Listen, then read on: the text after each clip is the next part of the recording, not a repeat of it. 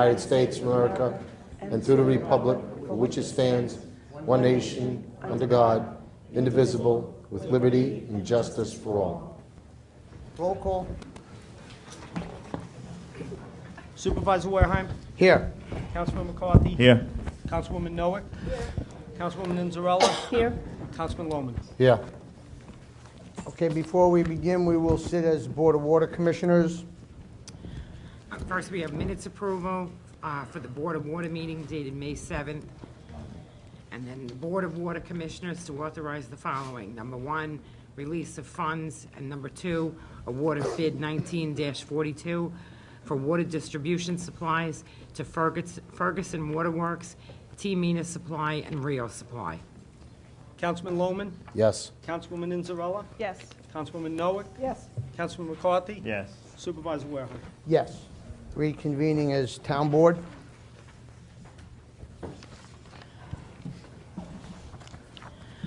Appointments by the Supervisor. Supervisor Wareheim appoints Susan Ostrander to the Youth Advisory Board. Correspondence. 1. Borellis Farm Stand Fall Festival, first reading. 2. Kings Park High School Homecoming Parade, first reading. 3. Smithtown High School East Homecoming Parade, first reading. And 4. The Building Department report for April 2019. Does anyone in the audience wish to be heard on any of these special events? Nobody? Okay. Before we move to the public hearing tonight, I know there's many of you folks are here to hear this application. I just want to be clear, the application tonight will be presented by the applicant. There will be no vote on this application. For clarity tonight, this board, Town Board, is not voting on this application. It's just to hear it and to hear public comments, which will be on the record. So we're going to begin that. After the presentation, anyone who wishes to comment on this application for the hotel, we have you separately. You'll come up. The 3-minute rule is in effect. It's strictly enforced. You have 3 minutes. When you hear the warning tone, that means you have 1 minute to wrap up your comments. So just be mindful that's strictly enforced. You have 3 minutes to make your comments. After all the comments, if the applicant wishes to get up with any type of rebuttal, they will come back up and answer anything that they believe that they have to. So as long as we're clear on that. Okay, public hearing. The public hearing, the Town Board to consider zoning petition 2018-1 by SSRC Realty, located on the southeast corner of Route 347 and Terry Road in Smithtown. WSI Wholesale Service Industry and NB Neighborhood Business zoning districts for a special exception for a hotel. Councilor? Good evening. Donald King, 75 East Main Street, Kings Park, New York. Attorney for the applicant, the Watermill Hotel, and Tony Scotto. This is a special exception. As you know, Mr. Scotto has numerous venues on Long Island, Fox Hollow, Rare 650, One North, Insignia, Blackstone, the Watermill, and all of those venues are super places. He employs about 1,100 employees, and I got today from Peter Johnson what this will generate in taxes, and I couldn't believe it. This hotel alone will generate $680,000 in taxes. This is a special exception, which is different than a change of zone. If you meet the criteria, the application has to be granted. We say that we meet the criteria, therefore the application must be granted. The requirements under a special exception that we have 1,800 square feet per room. We're looking for a 130-room hotel. Mr. Scotto has done some studies, and if he doesn't get the 130-room hotel, he can't go forward because it's not feasible economically. You must meet the parking requirement or have adequate parking for on-site. We have adequate parking on-site for both the hotel and the Watermill. And then there's the third thing is for lighting on-site. and we're going to meet the lighting requirement. At Fox Hollow, on the weekends, 60% of the people that are there at functions and stay at the Fox Hollow Hotel, so they're already there. You're not introducing people. During the week, it's 40% of the people are already there for functions. People come to weddings, they have a place to stay, they're not driving and drinking. So I'd like to hand up, if I may, some documentation. Bill Lottie, our engineer, did a fabulous job of getting us hooked up in future to the Galleria because we did not want the sewage treatment plant on site. He took care of that. That was a wonderful job. And I'm going to hand up a couple of his handouts so you could take a look at it when you have a chance.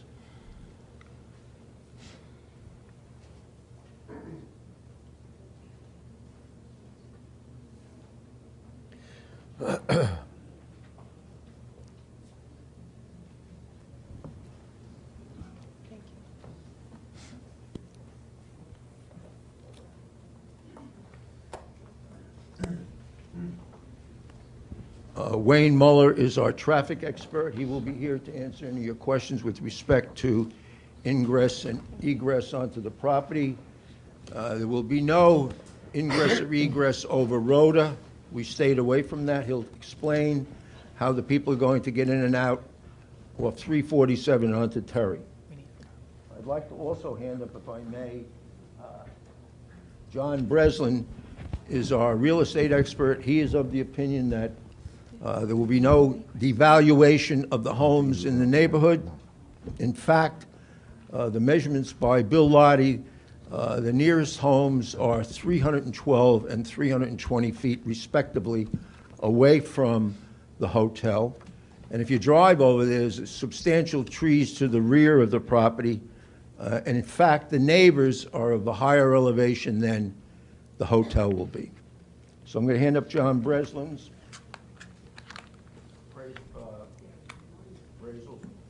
And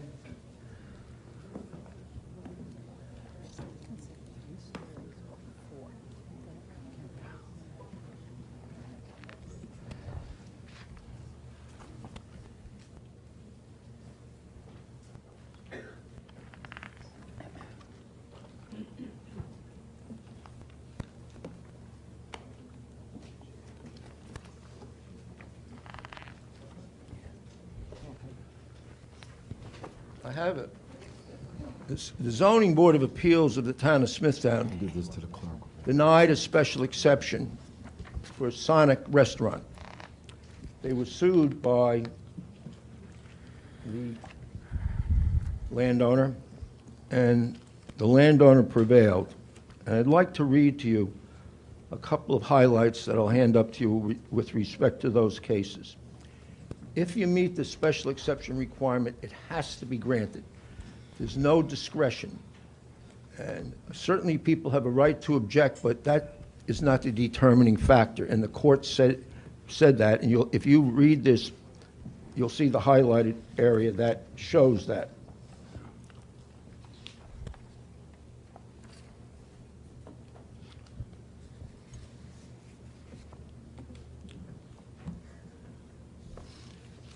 They were permitted to have the special exception because they were permitted under the ordinance.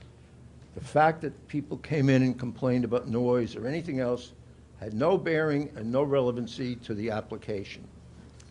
It's only pertinent if you have empirical evidence against the application or an expert witness. Otherwise, while they can object, it has no bearing on the application. I'm going to hand this up to you, and I would like you to, when you have a chance, check the highlighted areas to see how Sonic pulled this off.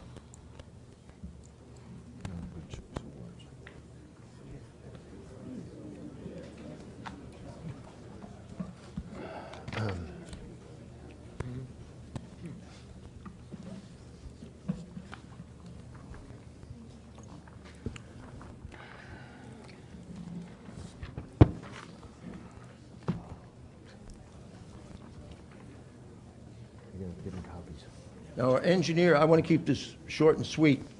Our engineer, Bill Lottie's here, if you guys have any questions. Wayne Muller, the traffic guy, is here. He'll make a short presentation. John Breslin couldn't be here, but Mike Lynn is here in his place. So if you have any questions for the engineer, Bill Lottie has submitted a memo that expressly rebuts all of, you'll excuse me, planning's findings, and I'd like you to take a look at that also. So if you have any questions, please let me know.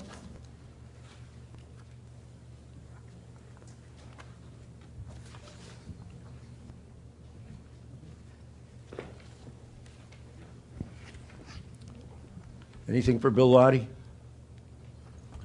Is he going to do a short presentation, or just you want to wait to see after Well, public comment? we have those up there. He can hit the button if you'd like as to what's going on. I think we should. Why don't you put up the courtyard and come up and just tell them what's going on?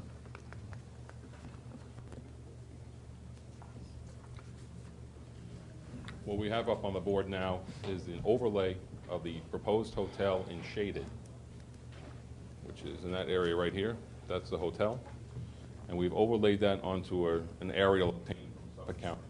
What we've done is we've measured the distance from the hotel building to the nearest two residents, being 6 Belinda Court and 8 Belinda Court. And what we've done is superimposed the distances on that map that's presented up there, and as well has been submitted to the planning department. In terms of the height of the hotel, which is an issue for many people, when you look at the topography of the site, this is a very unique location, WSI zone, but also the residential properties in the rear are at least 20 feet higher at their houses when you step out their door than our property. When you look at the elevation, Hold on, folks, ladies and gentlemen, you're going to have to hold on, be patient. Let him do the presentation, please. Then you'll have your opportunity to come up. Okay. Bill, could you just take the mic out? no problem. Thank you. I'll tilt it up. If you look at the aerial view that we have here, we superimposed the hotel area on the existing aerial showing Belinda Court, 8 Belinda and 6 Belinda Court, which are the two nearest residences to the house.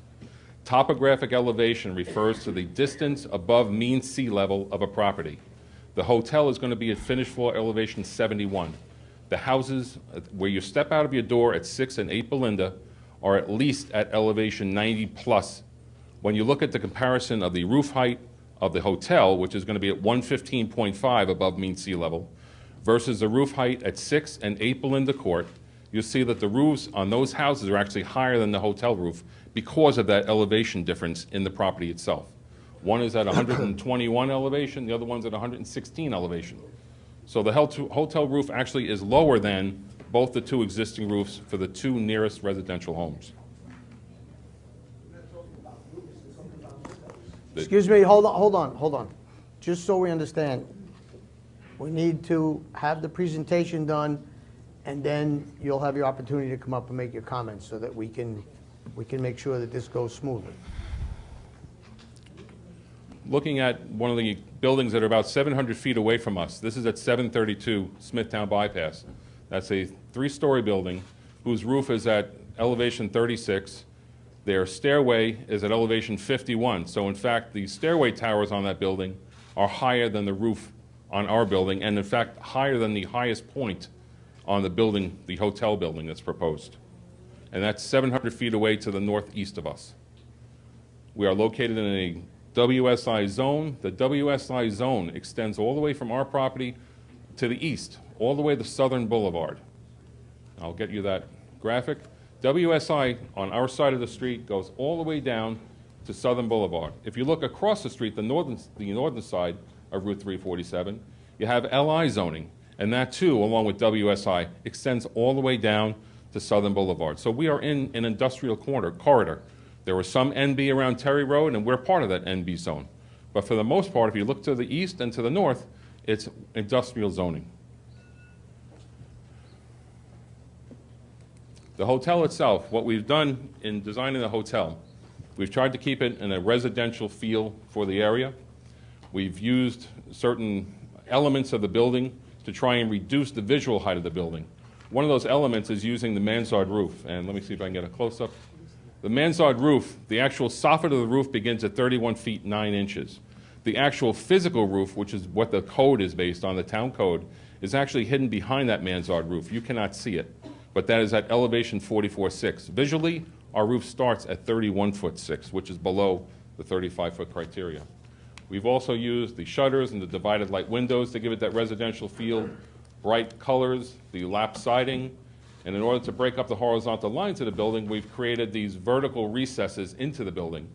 And in those vertical recesses, we have faux balconies, and we have stone finished material to try and break up the visual line, both through color and materials, as well as the horizontal distance from the face of the building into that recess. This photograph here is of the Fox Hollow lobby, which is also owned by Scotto. This is a type of operation that this hotel is going to be. It's a boutique hotel.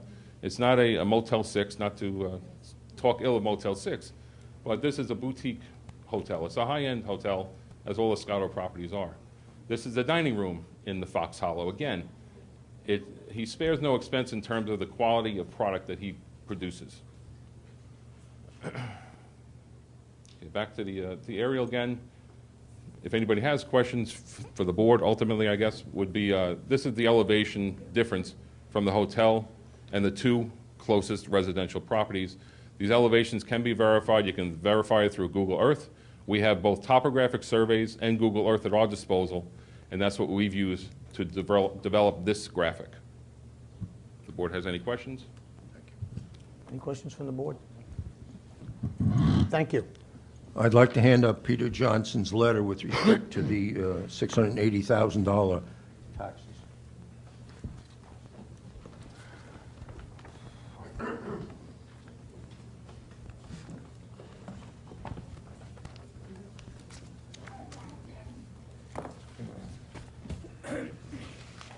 Wayne Muller, our traffic guy, will give a short presentation with respect to traffic and parking.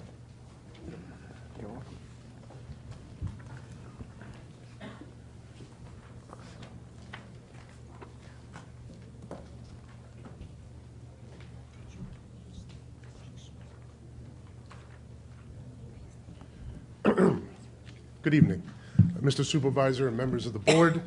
My name is Wayne Muller. I'm a licensed professional engineer in the state of New York and the vice president of the firm Robinson and Muller Engineering. Our offices are at 50 Elm Street, Huntington, New York. I am here tonight to briefly discuss the potential traffic and parking impacts associated with the construction of the proposed 130-room hotel on the Watermill catering site. If we could go to the aerial photograph, please.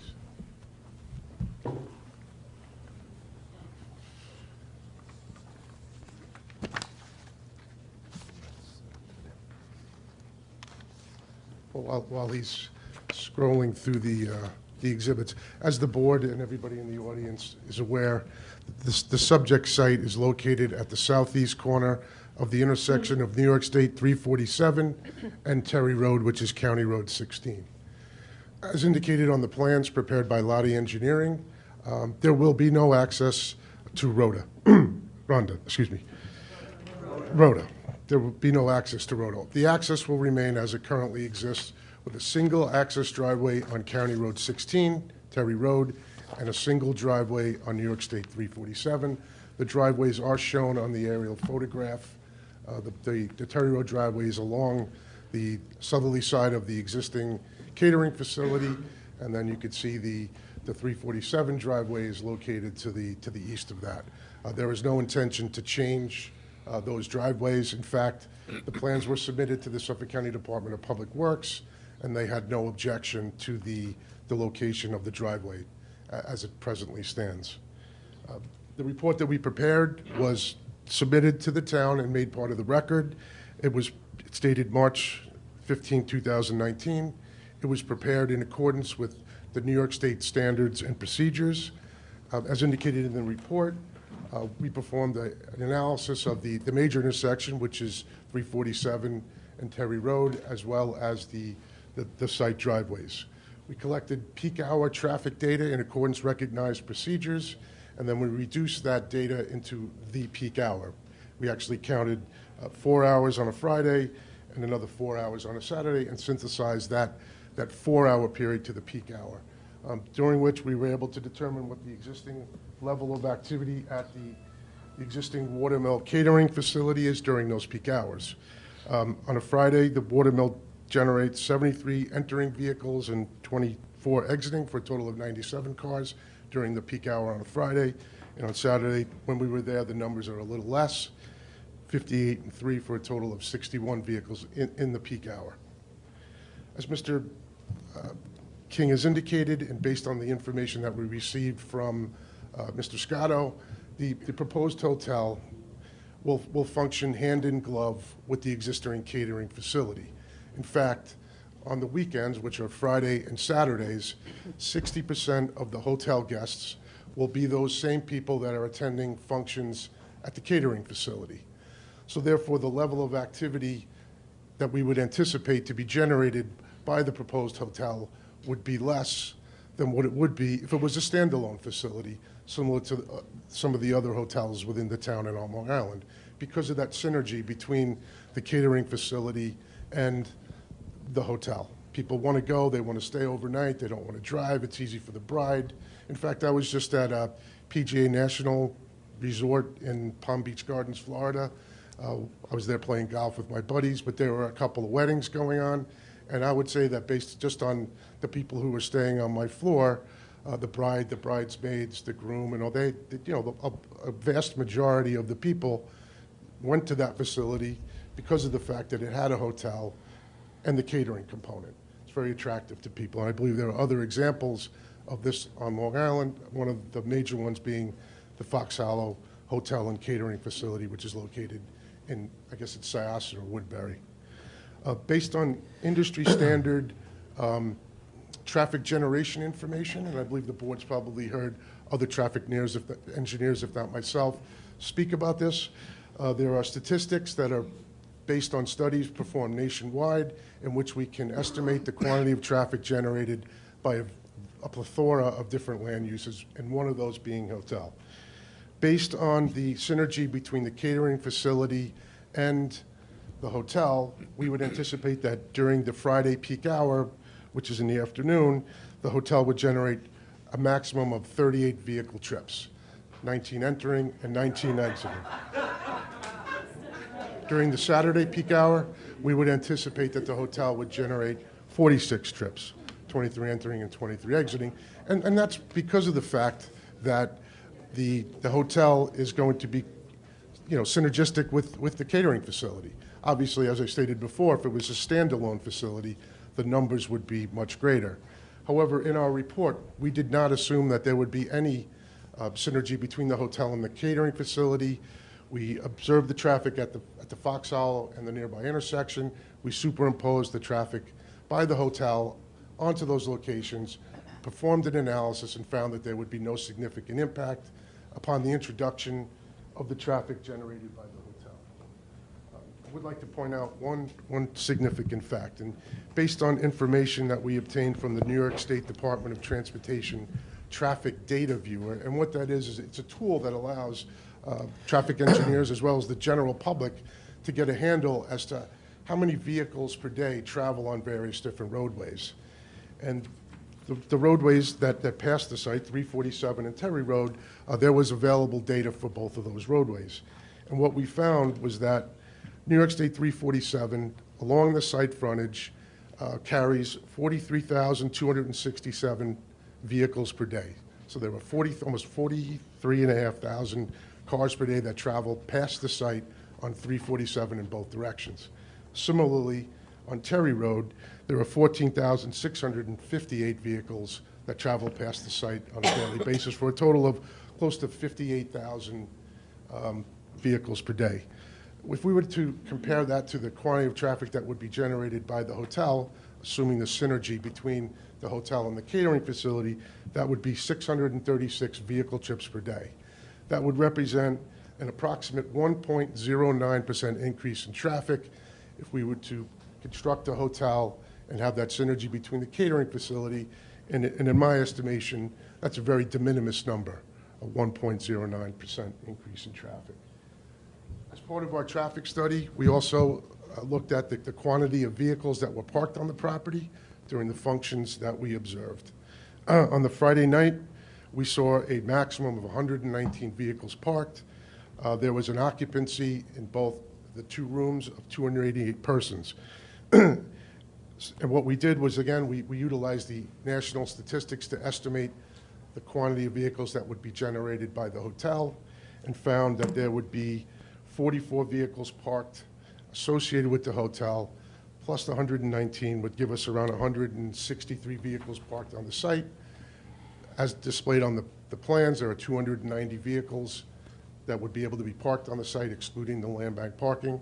There'd be more than adequate parking, but we took that one step further, though it's not shown in my report. But I computed an analysis to determine, based on the observed parking rate per person, what would happen if the entire facility, the two main rooms, were occupied at any one given time, which, based on the information that I received from Mr. Scotto, very rarely, if ever, happens. In that instance, if we were to have 588 occupants in the two main rooms, we would anticipate 243 vehicles to be parked associated with the catering facility. Again, the hotel, we would anticipate to be 44 cars, so that would give us a total of 287 cars, which is slightly under the 290 paved parking spaces, and giving us a cushion of 50 spaces, that being 3 additional spaces that would be paved, and the 47 land bank spaces. So I believe that no matter how we cut it up, as far as the quantity of parking provided on the property, I believe it's more than adequate to satisfy the anticipated demand. In addition, I'd like to point out that, and I think the board and the crowd is well aware, is that within the last 3 to 5 years, the New York State Department of Transportation underwent a significantly large roadway improvement project on New York State 347 and on the section of Terry Road that fronts the subject property. The result of that construction was that the New York State Department of Transportation added an additional through lane to the intersection in the eastbound direction. In the northbound Cherry Road direction, they added an additional left turn lane and a right turn lane. In the westbound direction, they added an additional left turn lane, and in the southbound direction, they added another additional left turn lane. So as you can see from the aerial photograph, currently, as it's constructed, there are dual lefts in every direction at the intersection, 3 through lanes in both directions on 347, and in all directions there are right turn lanes. So the capacity of that intersection was significantly increased based on the construction by the Department of Transportation, and that's another reason why we believe that the traffic impact associated with the hotel would be fairly de minimis as it relates to the improved capacity of the roadway. Therefore, based on all the analyses that we prepared, it is my professional opinion that the granting of the relief required to construct the proposed hotel, as indicated on the plans prepared by Lottie Engineering, will not create any undue traffic congestion or hazard, and that there's more than ample parking provided on the property to satisfy the demand. Thank you. Thank you very much. Thank you.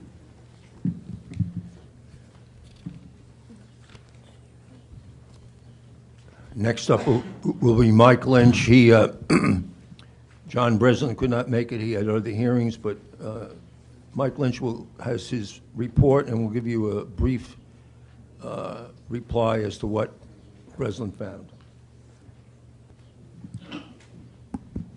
Good evening, Mr. Supervisor, members of the board. It's Michael Lynch with the Breslin Appraisal, 44 Elm Street, Huntington, New York. I'm here to comment on the special exception requested for the development of this 4-story boutique hotel. As you know, the property is at the southeast corner of Route 347 and Terry Road. It's a little over 7 acres in area. It's primarily zoned WSI for its roughly 3/4 easterly portion, whereas the westerly portion, roughly 200 feet in from Terry Road, is zoned NB. The Route 347 is a a roadway with 8 lanes of traffic, whereas Terry Road is 4 lanes of traffic. Route 347 is primarily developed with typical corridor, commercial corridor type properties, which include restaurants, office complexes, shopping centers, fast food, and some convenience stores. The proposal tonight is to site this hotel towards the easterly portion of the property. The wooded hillside that was mentioned, and as you can see in that aerial, is largely going to be intact with respect to that area that's closest to the residences on Rhoda and Belinda Court. The architect pointed out that the nearest residences on Belinda Court, which are 6 and 8 Belinda Court, are 312 and 320 feet away. The nature of that hillside, again, closest to the nearest impacted residences, is going to be largely intact, which will provide for a superior buffering of those homes to the siting of the hotel. And the tree line, from what the engineer points out, the architect, is going to be roughly at 150-foot elevation. So there will be no impact to those nearest residences on Rhoda and Belinda Court. As the traffic engineer pointed out, with respect to the existing entity, that being the catering facility as well as the proposed hotel, these will work in a symbiotic or have a synergy to their existence, so that actually the impact of these as a combined complementary use will be less than if they were 2 standalone entities. As pointed out, roughly 60% of the similar facility in Woodbury, the Fox Hollow, 60% of the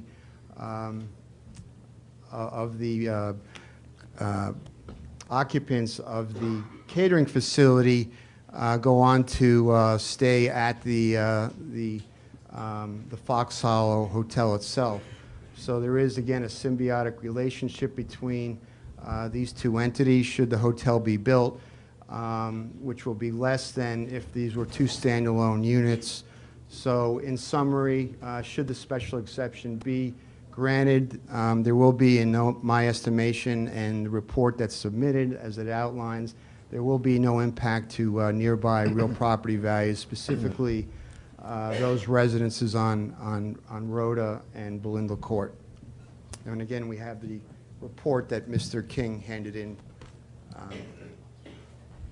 by Breslin Appraisal. Thank you. Thank you. Tony Scott would like to say a few words, and then we're finished. Thank you.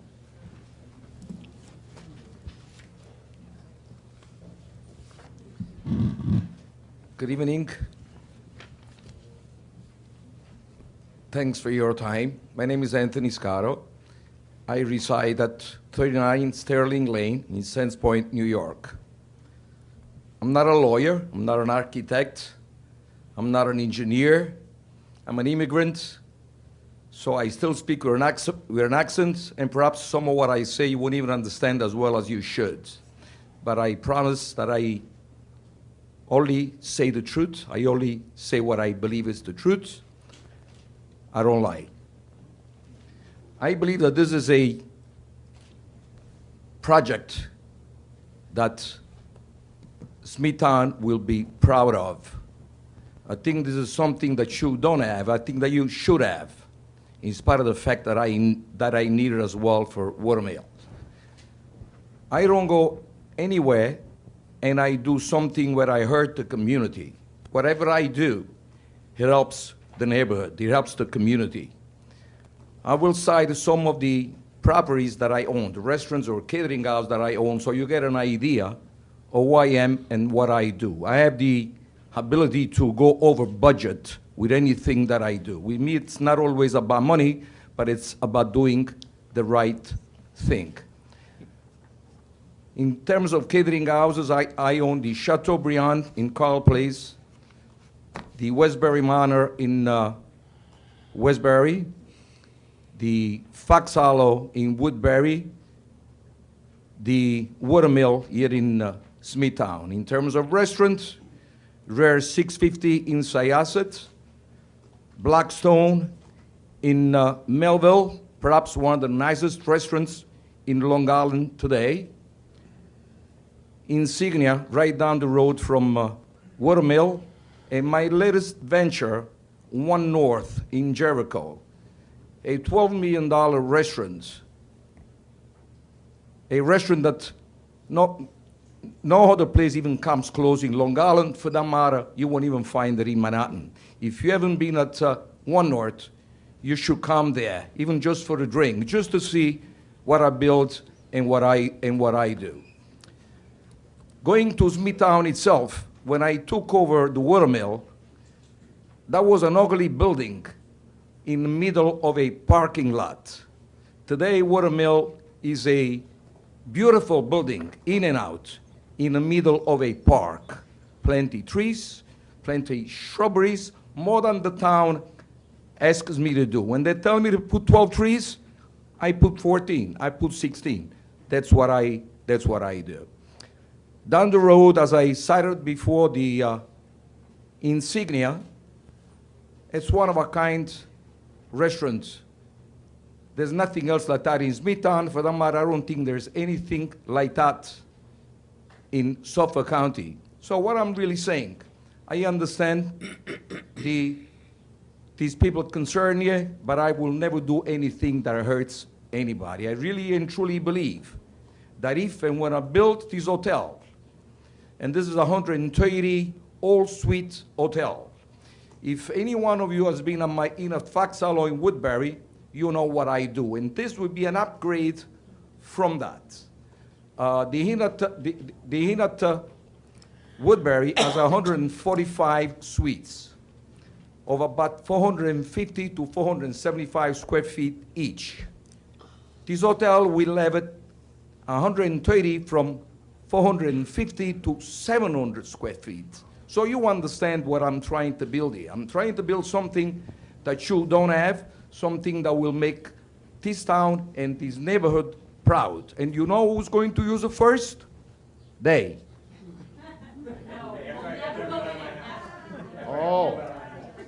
I got to tell you, when I built the inn at Woodbury, I had about 250 neighbors against, and every one of them has used it today and tells me thank you. And I really, really mean that. I will never do anything that I believe it hurts you. This is a good project for this town, and it's a project that will not hurt your community. Again, Hold on, ladies and gentlemen, hold on. Please, you'll have your opportunity to speak. As my lawyer mentioned, I employ 1,100 people, maybe a little more over that today. So I provide a lot of jobs in Long Island. I'm one of the largest employers in Long Island. And I believe that that helps too. This hotel will be paying a lot of tax, and I believe that that will help as well. So I really hope that you would take that in consideration and move this project forward. Again, thank you for your time. Thank you, Mr. Scotto.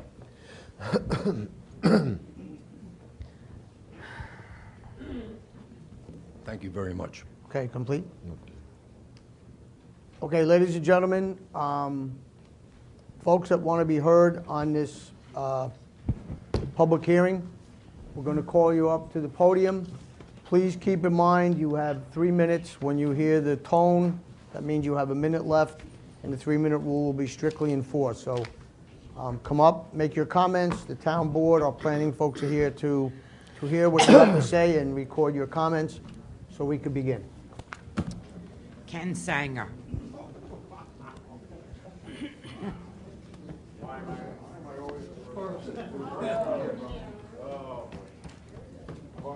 Yes, please.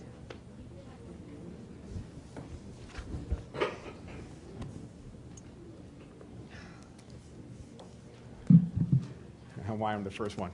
Ken Sanger, how are you? I'm 16 Belinda Court. This is our second rodeo doing this. We have done this once before. We're building a hotel. So I just want to point out a couple of things. I was writing some notes down. I don't have cards. We talked about the building or the hotel being 115.5 feet to the top of the roof. And the houses on 6 or 8, the highest one was 116.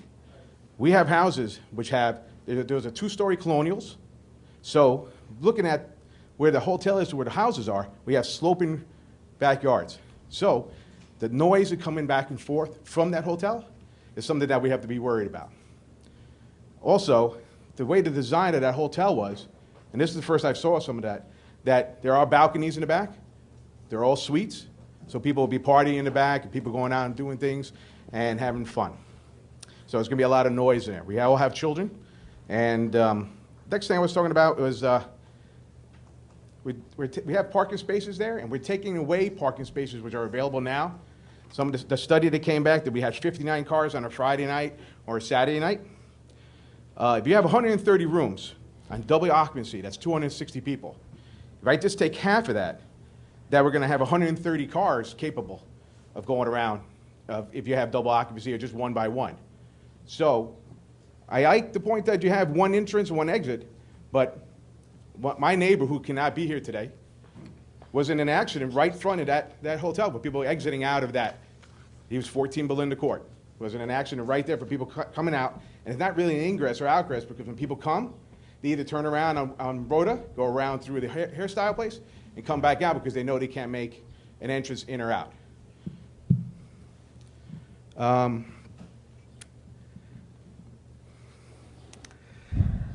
I'm against it because of the noise that can come from it and the increased traffic. I know I don't know about this Galleria. This is the first time I hear about the Galleria being hooked up. I heard there was a pipe going across 347 to hook up to the Galleria. I don't remember a pipe going in. If it was, that's good. I'm glad there's going to be no septic tank or the water treatment plant that's there because that's going to really change things. But I was just taking notes of what we have over here. I'll be definitely looking to see what else we have in the next hearing to get more information because we got new information tonight that we didn't have before. There's new changes that wasn't here 6 months ago. There was new changes tonight that weren't here 3 months ago. And just one last thing, I have 18 seconds. I know we talk about transparency. There's not a lot of information. The first time we did this, I heard so much information, so much things are going on. We're telling everybody about it. I think one letter went out registered. I had a whole information the last time this went through. Thank you. John Parenti.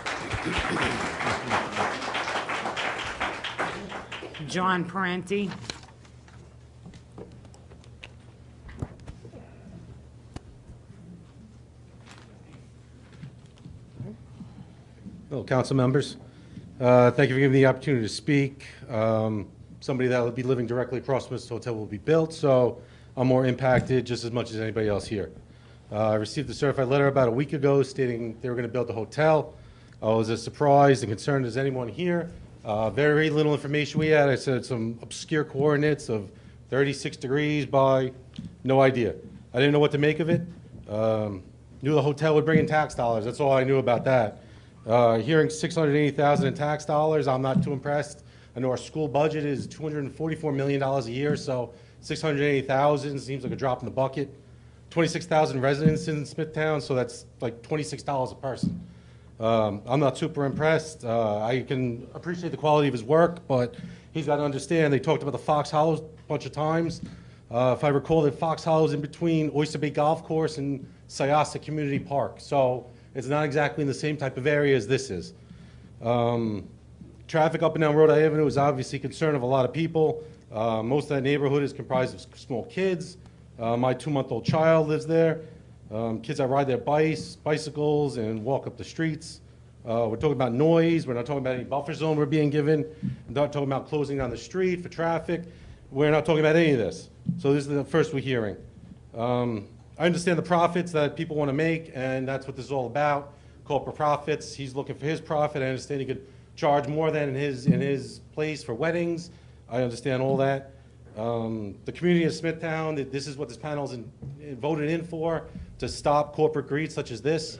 We're not looking for this. This is a community area. This is why we bought it. We bought it in a residential area. We're not talking about the slopes that Rhoda goes down. It's like a flash flood right now when it rains. We're talking about getting rid of environmental impacts where the water's got nowhere to drain. It's going to affect the neighborhood just as below people that didn't receive this notice. Nobody talked about any environmental studies that were conducted. The zoning ordinance prohibits environmental sensitive land, including any land that has a natural slope in excess of 15%. I got that from page 12 of Smithtown Comprehensive Planning Guide, this own comprehensive planning guide, page 12. Page 13 is actually a figure of this land that has it on it. Back to page 12. It's generally considered good planning to avoid developing on steep slopes in order to minimize erosion, drainage, ecology, and aesthetic impacts. Using the USDA standards, this slope is greater than 15%. This is environmentally sensitive land that we're talking about building a hotel on with no regard to that. This makes up about 4% of Smithtown, the sensitive land. 4%. That means there's 96 other land in Smithtown that we could build on, not this 4%. But again, back to corporate greed. This company's asking for special exemption to the zoning regulations. Sorry, your time is up. One last sentence? Okay, your time is up. I'm sorry. As a matter of fairness, what we will do, we will stay. Excuse me. Hold on. We will be here after the meeting. Our planning staff will be here. We'll remain here if you have any questions or concerns. Okay. Thank you. Roseanne Salamone.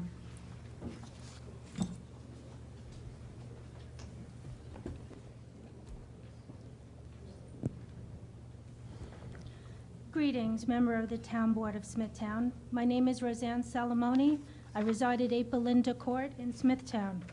I am here tonight to state why I am strongly against a special exception for a 4-story hotel. My backyard is directly behind the watermill. Here are some adverse effects that this hotel will have on my home. Decreased property value. Who here would buy my home with a 4-story hotel right in back of it? I will not be able to enjoy my backyard. I will lose all my privacy. Behind my fence will be 4 times the amount of noise, 4 times the amount of air pollution, 4 times the amount of garbage, the amount of lewd acts, nakedness. There's going to be food trucks, sanitation trucks, delivery trucks, staff parking, along with 4 times the amount of car exhaust fumes, 4 times the amount of car alarms going off. The hotel level will be to my home. The hotel is going to be equal, but my home is on a hill, which means that the hotel is going to be facing and people will directly be able to see into my home. I'm also concerned about the environmental impact on my home and community. What are the safety measures used in treating and discarding the waste? How am I to know that any waste chemicals or oil won't leak underneath or in the ground into my drinking water? And what about the smell? A 4-story hotel generates a lot of garbage. Has there been an environmental review? So if so, where can I find it to review? According to the codes in Chapter 13 of the Building Permit and Review Board, Code 13.1, the legislative intent means to protect the character of adjoining properties and the neighborhood in which they are located, prevent the depreciation of adjoining properties, both public and private, in which they are located, to prevent overcrowding of land and buildings. I don't know what reality these gentlemen are talking about, but I live with it. The board is supposed to promote the health and safety and morals and general welfare of the community in which the proposed building is to be located.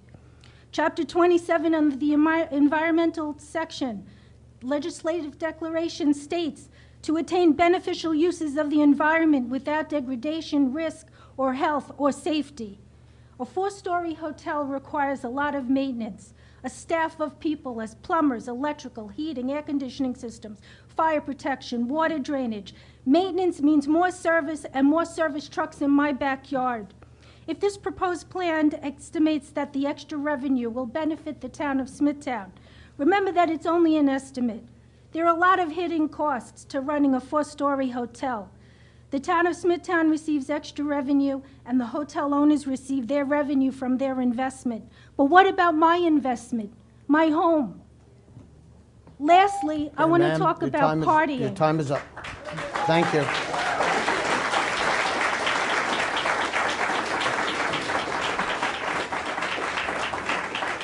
Al DiStefano.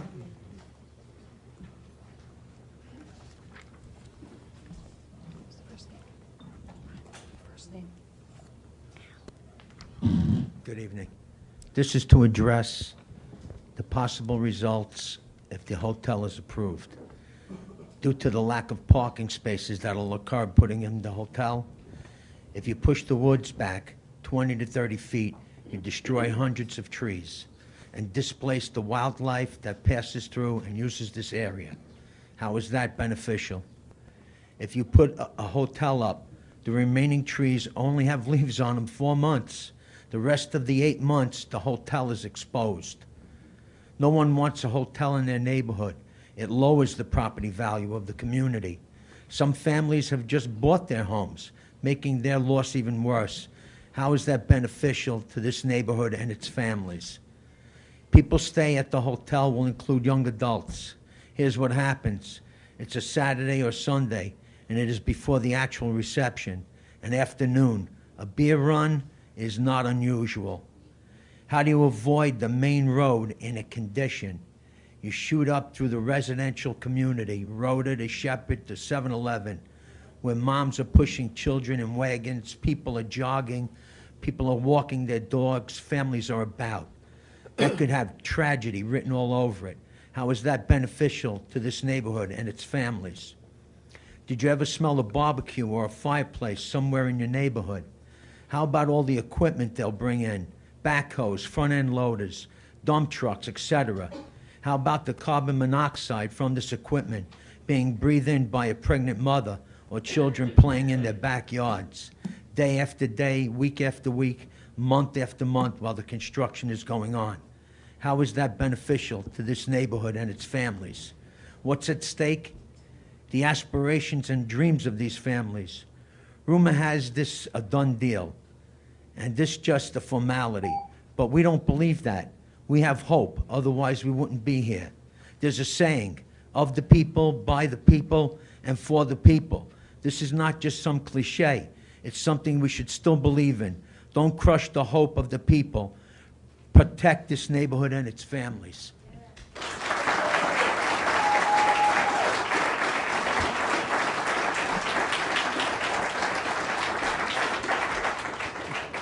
Tara Stafiri.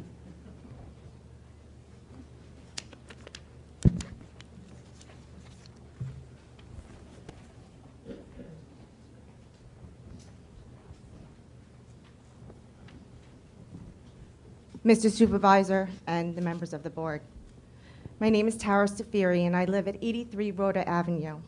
For the past 16 years, I have lived on Rhoda Avenue.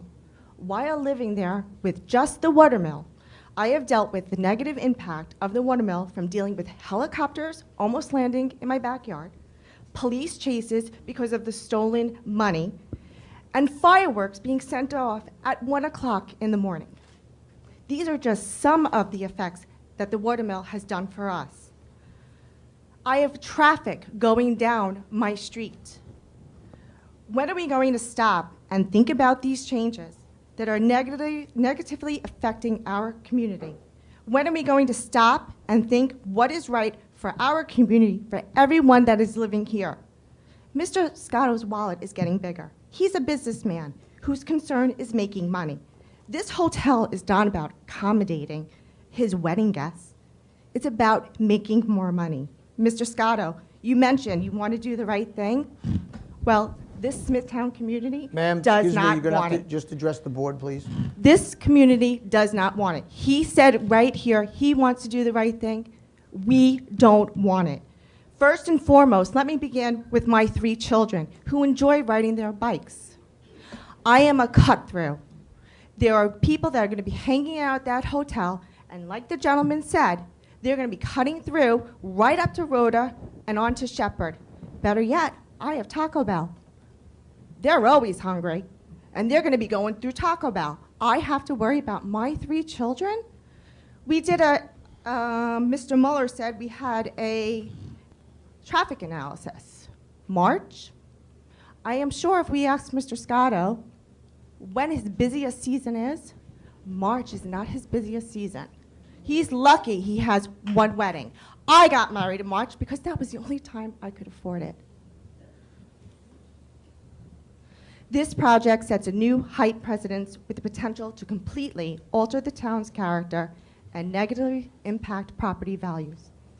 Who will buy a house in this neighborhood that overlooks a hotel? Here's a great idea. Allegedly, Mr. Scotto bought 3 houses on our block. Mr. Scotto, why don't you buy my house for double the price and you can build your empire? Our concerns are not only endless, from noise level to traffic to lighting, pollution, but they are valid. This attempt has already been turned down years ago. What has changed? I am hoping that this board, who we, the community, have voted for, represents our voice and says no. Okay, ma'am, your time is up. Thank you.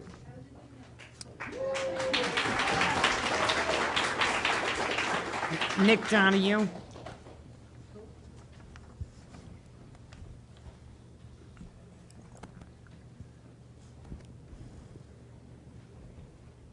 Good evening, Mr. Supervisor, members of the board. I live at 73 Rhoda Avenue, Smithtown. My name is Nick Donahue. They were very clever when they did their presentation to not include the traffic impact on Rhoda Avenue. And they were talking about this synergy that's going to exist between 60% of the guests basically staying at the hotel and not going from the reception to it. I've been at many weddings. We don't stay at the hotel. It's boring. You don't want to stay there. People get drunk. They have fun at the wedding. What do they want? Dunkin' Donuts, Taco Bell. They're going down the block. No one wants to make the U-turn. They're going to make a right onto Southern, a right onto Rhoda, and come down our block. My neighbors have seen me countless times repairing my sprinkler system from the cars that already run over my lawn. I don't need more traffic coming down the block. I also have 2 children. We're in the road all the time in our wagons because there are no sidewalks in this neighborhood.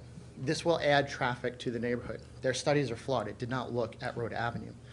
The other thing that concerns me, I'm a meteorologist by trade, and I have extensive background in map reading, topographic maps, and satellite imagery. I've looked at this. I've watched this carefully.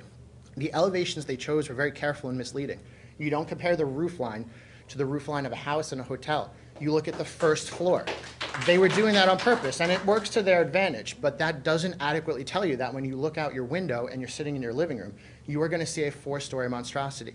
The trees, that buffer zone that they so eloquently speak about, 150 feet, they're deciduous. They are not evergreen. You are going to lose those leaves 8 months a year, as one of our neighbors so nicely pointed out. From my second floor, I can see the intersection of Terry Road and 347. Not anymore once that 4-story building exists there. They were also very careful to pick the roof line structure, specifically cited so at the bottom of the roof level is under the height requirements, not speaking about what happens to the top of that roof, which we'll be looking at. Again, cleverly chosen and misleading. Granted, they have an agenda that they're trying to follow. They're doing it well, but it is misleading to all of us.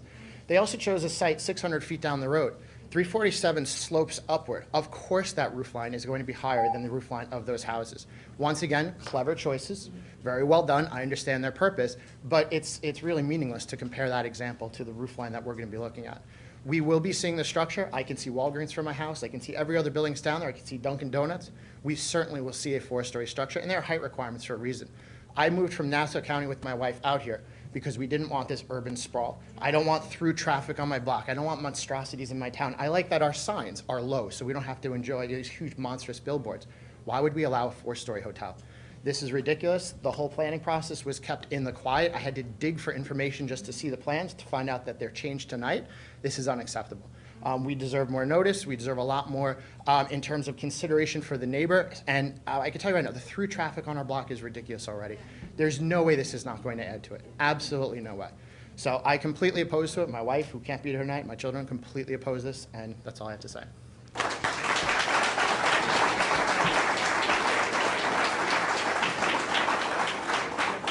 Ryan Connick. Ryan Connick.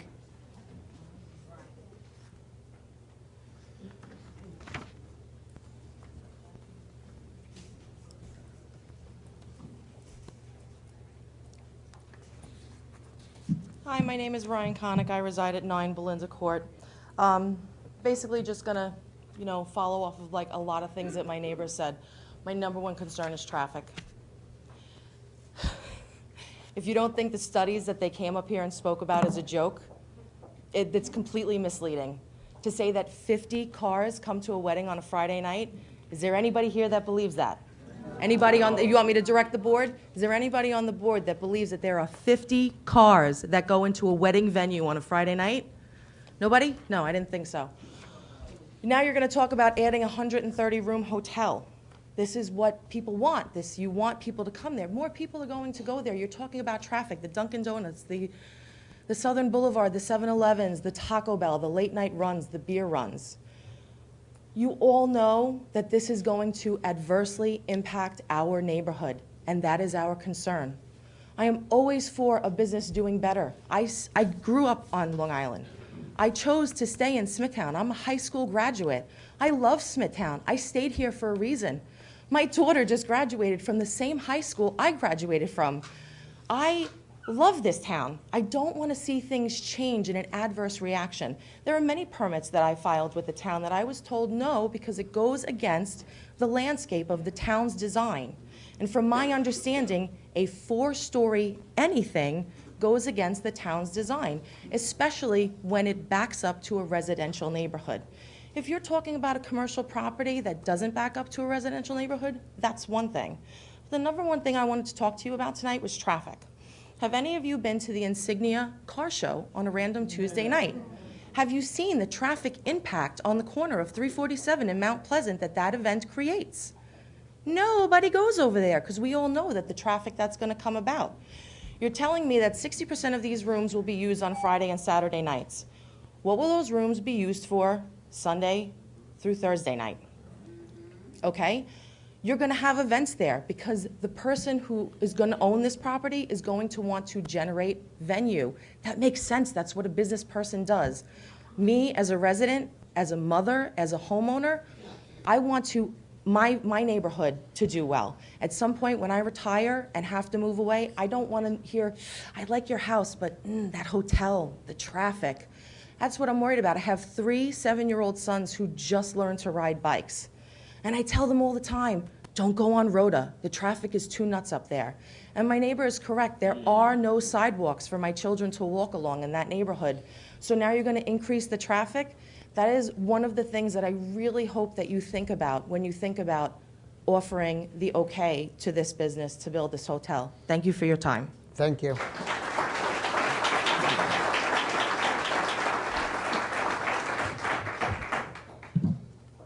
William Caperso.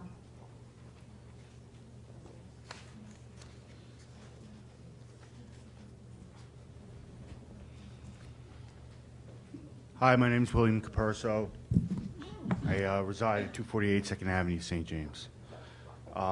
So, hearing a lot of you speak tonight, and you have concerns about this development. I'm from St. James. I don't have the same concerns that you have. I will say that the majority of people in St. James are for smart development. One of the things that I think we have a problem in the town Mr. Caperso, you have to address the board. Oh, I'm sorry. That's okay, thank you. One of the things that we've had, in the past is that we've had a stagnant town. We haven't had smart development. Our downtown in St. James has been looking pretty ratty, and, we've been taking steps to rectify that. Town board has been very helpful with that. One thing I would like to say, if this was done right, it could be a benefit, but you need to take care of the residents that live behind this so-called this project. That being said, it could be a benefit to the community, it could be a benefit to the residents of Smithtown. Mr. Scotto is investing in our township. That's a good thing.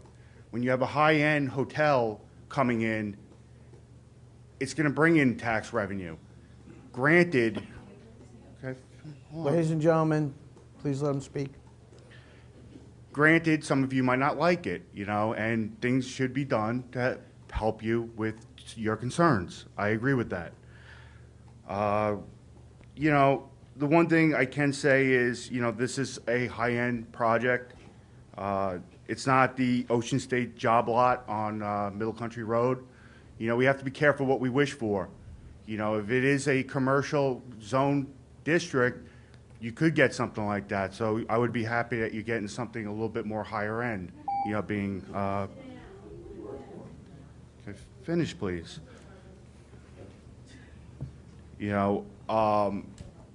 We in St. James welcome, let's say, the Gyrodine Hotel for bringing tourism and tax dollars into our community. That is something that we see as a positive. Granted, again, I feel like you should do the right thing by the residents behind, this project, maybe make provisions to help them out. But, as a resident of Smithtown, I do like the idea of people investing in our township. That's all I really have to say. Thank you. Ladies and gentlemen, please. We want to keep it civil, please. Everybody's going to have the opportunity to come up and explain what their concerns are. Eileen Cook.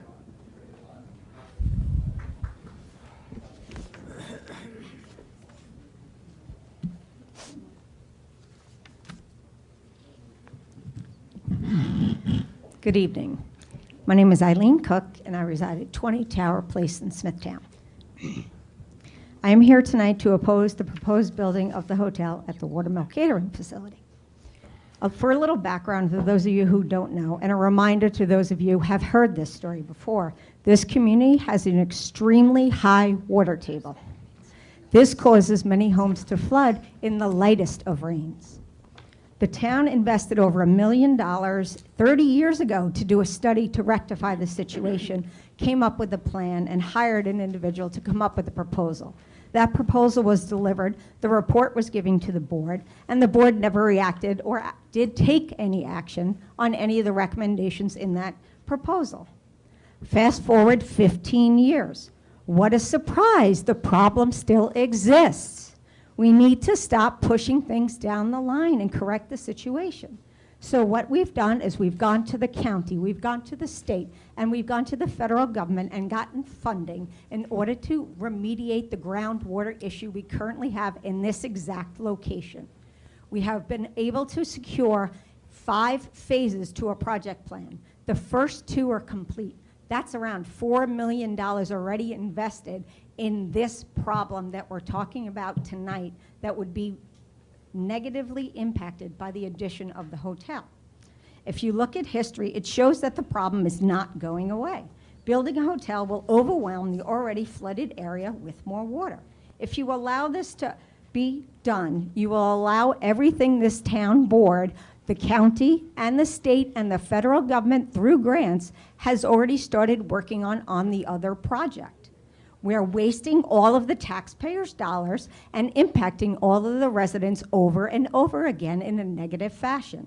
Millions of tax dollars at all of those levels have been invested in the issue, which proves that this is a major issue and not just a little water in some basements as I've heard it described. Please consider that while you're making these plans and what this recommendation is going to do to the surrounding community. There is 3 things that need to be done in a specific order. The order is very important. You have a proposal of a plan in place that's 5 phases. 3 are one's in progress, 2 are done already. That money is spent and done well. Finish that, then move on to building infrastructure in the community that can support proposals as Mr. Scotto has brought before us by building a sewer system or some way to remediate the groundwater as not to exasperate it every time somebody brings a proposal before the board. And lastly, then you should consider a proposal as Mr. Scotto has in terms of how it would benefit everybody. Thank you. Thank you.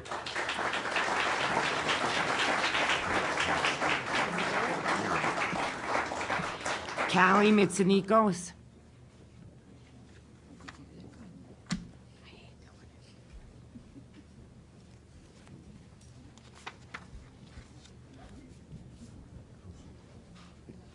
Good evening. I live at 4 Belinda Court, directly behind the property we're discussing this evening. We've been talking with our representative in the legislature, Leslie Kennedy, and she advised us to check the comprehensive plan done in August of 2007, Volume 3, Natural and Cultural Study, 07 Planning and Community Development Comprehensive Planning Series.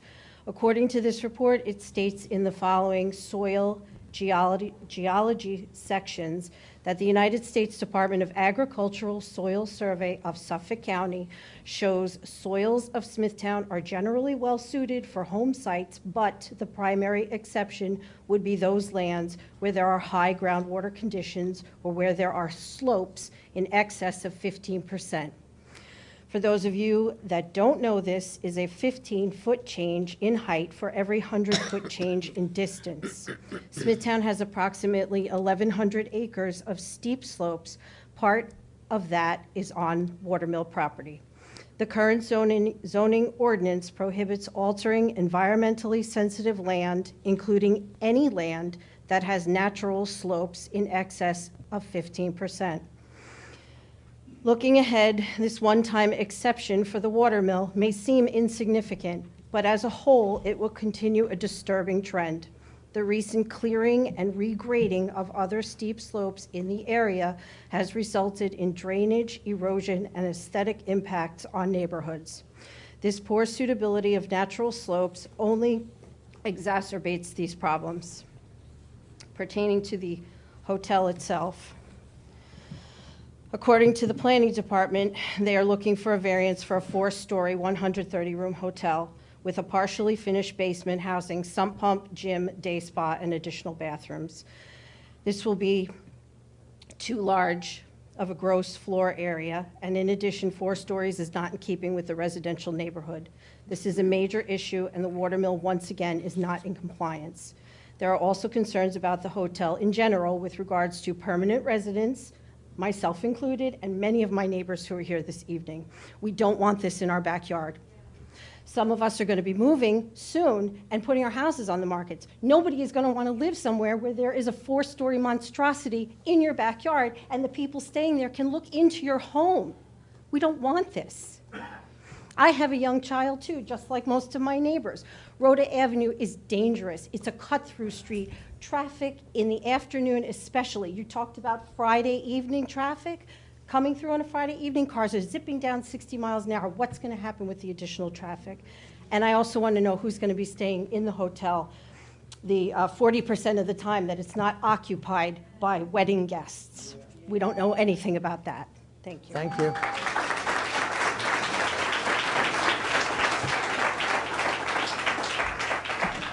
Sue Ober.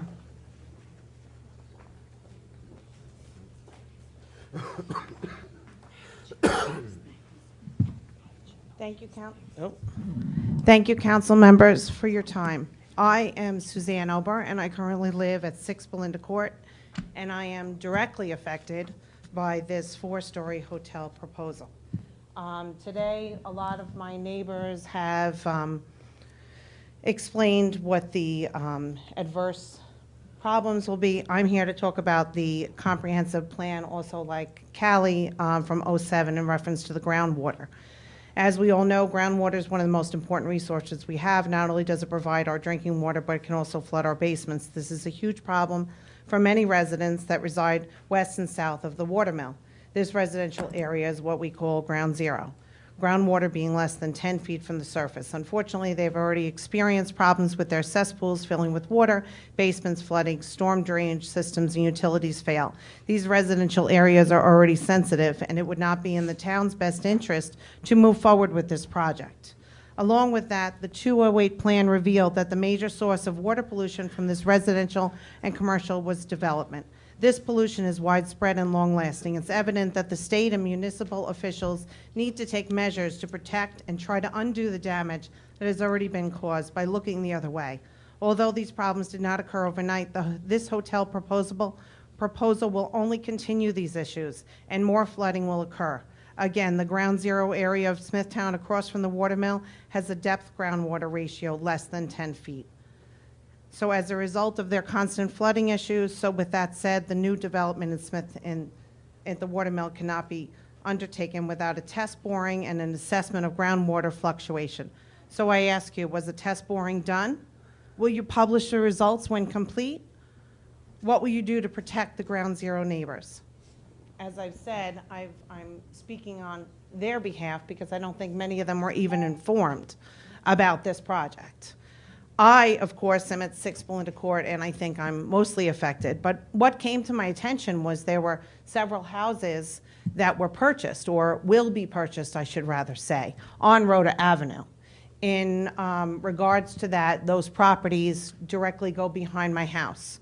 So what we're doing is we are creating less of a barrier between myself, my backyard where my children play, and the Watermill parking lot along with the hotel.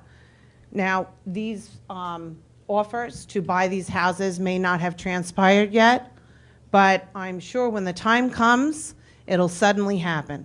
And that's where I have the biggest issue, because they cannot close that gap any more than they already have between residential and commercial properties. So is this board willing to further impact these residential areas by turning a blind eye when the paperwork comes across to them? So that's all.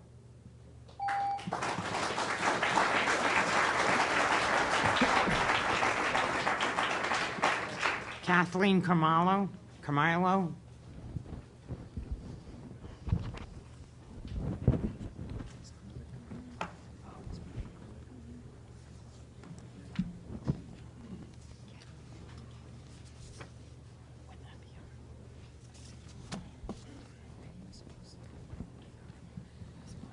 I'm not really a public speaker. My name is Kathleen Carmilo. I live at 20 Friendly Road, and most of my neighbors have already gone over most of the arguments. But I would like to address some of the things that were stated tonight. The map that was up there had a red outline of where the hotel would be. It goes over the driveway that goes in, which you stated wasn't going to change. So are you driving through the building? So that seems like something is wrong and needs to be addressed. It's untrue. If you have this hotel taking up what you're stating, I think 40 spaces, parking spaces, makes no sense. The building is much bigger than that. And the trees aren't going to change, which was stated. Then where are the cars going where the building is? Where are those parking spots going to go?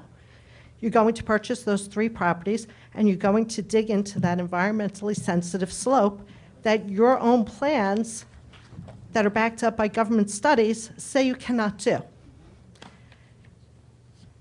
Years ago when the hamlet was built in St. James, they unearthed all of that to build the homes, and there became an arsenic problem. It was right next door to Mills Pond Elementary. It was remediated, but what is the impact here? Have there been studies done? What will come into the air? What is the hotel going to have? It's going to have fire pits, a pool, and a basement, as far as I know. My daughter has asthma. If a neighbor 3 doors down has a smoky fire pit, we have to come inside. This is going to be 7 days a week, multiple times, that they'll be putting that fire pit on. Also, when the ExxonMobil oil spills happen, I don't know the year, they had to hook up the homes that are west and south of Terry. They had to get rid of their private wells and hook them up to town water, and there were some laws that came out after that. I don't have the paperwork, but I'm sure you can find it. And it restricted whether or not the buildings in the area had fuel and basements. And as far as I know, they're not allowed to have basements, and that is the corner. So I'd like to find out about that. Also, are there Section 8? Some of the hotels going to be, some of the rooms going to be required to be available to Section 8. And you have to do something about if there's trees and the leaves go down, you no longer have a barrier to sound and sight. I mean, there's so much not being answered here, and you give few people notice, and yet the areas that will be flooded are way down Terry all the way to Town Line, and anyone that drives in the area knows that's true. You don't even need these studies. The road was widened, and now it's going to be plugged back up. Time's up. Thank you.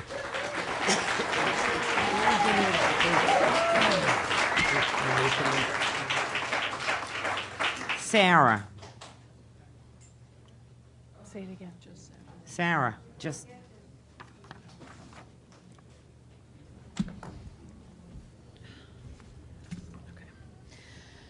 My name is Sarah Grimaldi, and I live at 52 Rhoda Avenue, and my husband and I just spent our entire life savings rebuilding our house, and I'm extremely upset because of what's going on. We planned on being here with our family and raising our family, and I feel like it's Rhoda already, as so many people have said, is a cut through and already a dangerous situation. And now with this hotel, the amount of other dangerous situations that will arise and the loss of our property value is significantly something that's an issue. But I would love to think that you guys, that's where you're going to base your decision on, but I think the more important thing is to talk about some of the environmental issues. So the proposal to build a hotel in Smithtown next to the Watermill Inn that was proposed in the past was denied because of the environmental impact issues.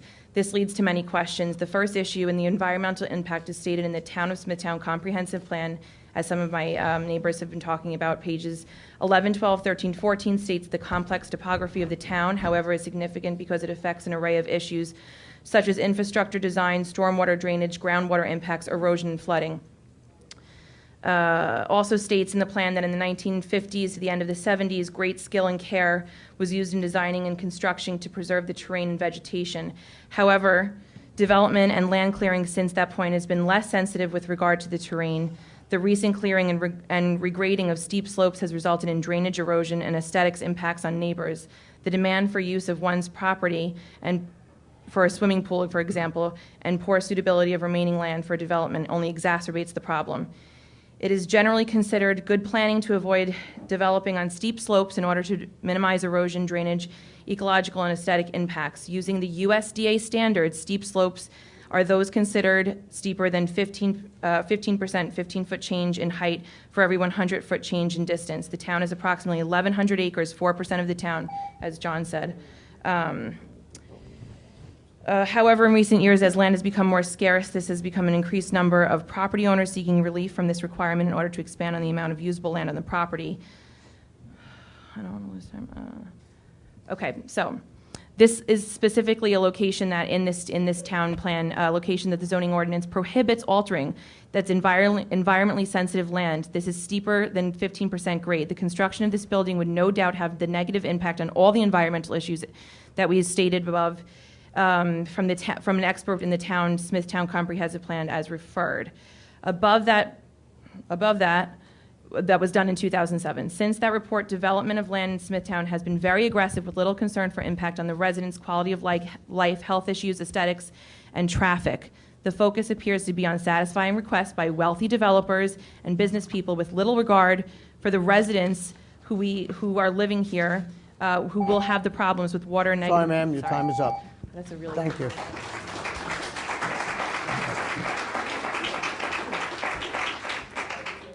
James Y. I'm not going to try to pronounce it. James?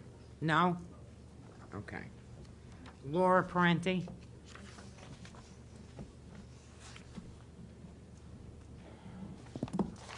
Hi, my name is Laura Parenti, and I live on 50 Rhoda Avenue. And my husband and I strongly oppose this project. As you know, we live on Rhoda, so this is directly in front of us. We've heard multiple times tonight that this company is asking for a special exemption to the zoning regulation. I don't see any special circumstances requiring a special permit to be issued. Smithtown has thrived without this hotel in terms of amazing schools and home values that are currently increasing. Our home value is no longer going to increase.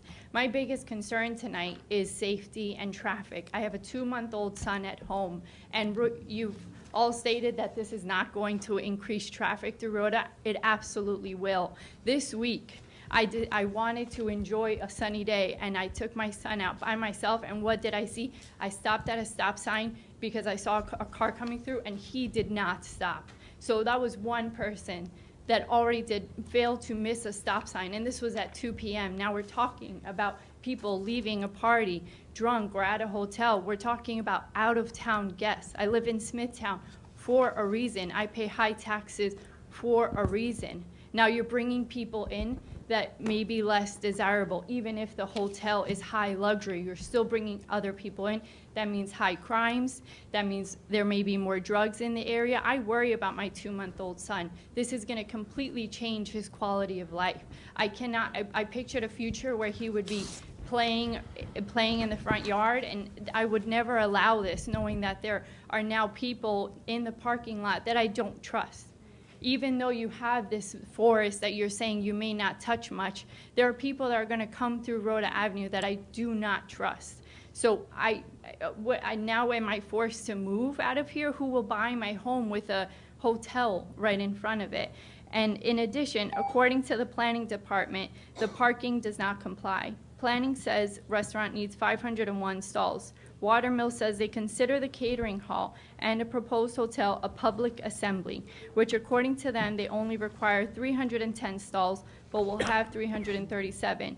This is a zoning issue and will cause overflow into residential neighborhood.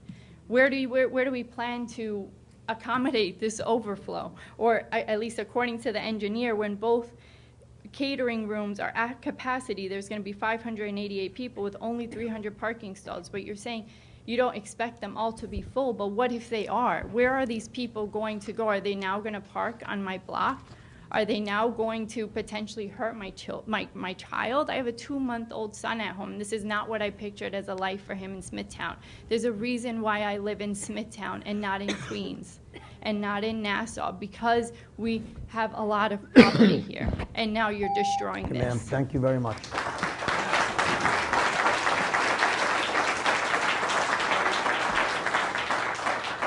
Eileen Taborski.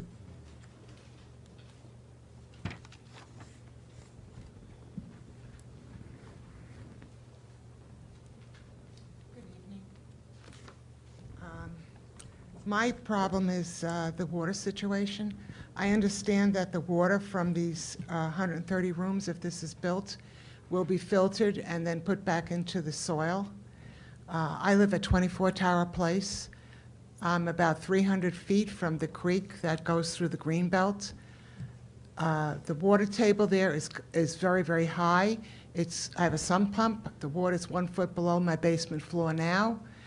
I have a town drain in my backyard. I have another town drain at the curb in front of my house. Across the street, there's another town drain, and it's piped. They're trying to get the water into that little stream. But every time that it floods, that we have a heavy rain, it floods behind my house. I already dug a trench from my town drain out to the property behind me. It's private property, just to get the water out, so that, because I know if the water goes down, it's going to come up in my basement. And where is all that water going to go that they're going to, how much water is there going to be? 500 occupants taking showers, using toilets, using sinks. How much water are they going to have coming into the ground all the time? And where is it going to go? Well, we have a problem of this clay under the soil where we are. And the water that goes through the soil rides on that layer of clay, and it goes down to the river. Before I bought the house, our lawyer was Roland LaGrange from Smithtown, and he says, don't buy the house there. He says, I used to hunt in the area.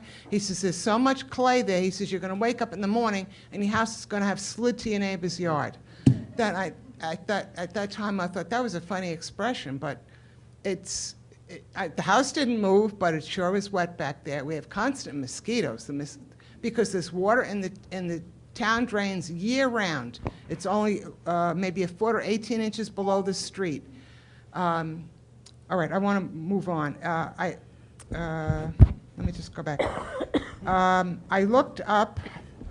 I know that people for years have used a designated driver who want to drink and have a good time. Somebody's got to drive if they're not staying in a nearby hotel. There is one walkable right up here. It's not a big one, but there is one. But also, the Hyatt Regency, which is it's about 2 miles away on Motor Parkway, has 320 rooms, and some of those are suites. The Jake 58, which also isn't too far away, that has 222 rooms. So there is hotel property around here that people can go to. Let me just see what else I wanted to say. Oh, about the traffic. That's the other thing. When your time is almost up. Oh, I'm sorry, the your time cones is in up. the street that Your time they is put up. out. I'm sorry. All right. Thank Okay. you.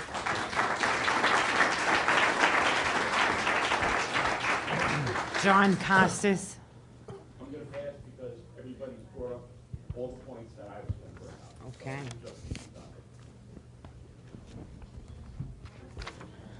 Bob G. G-O-Y, it looks like G-O-Y-K-W. Okay.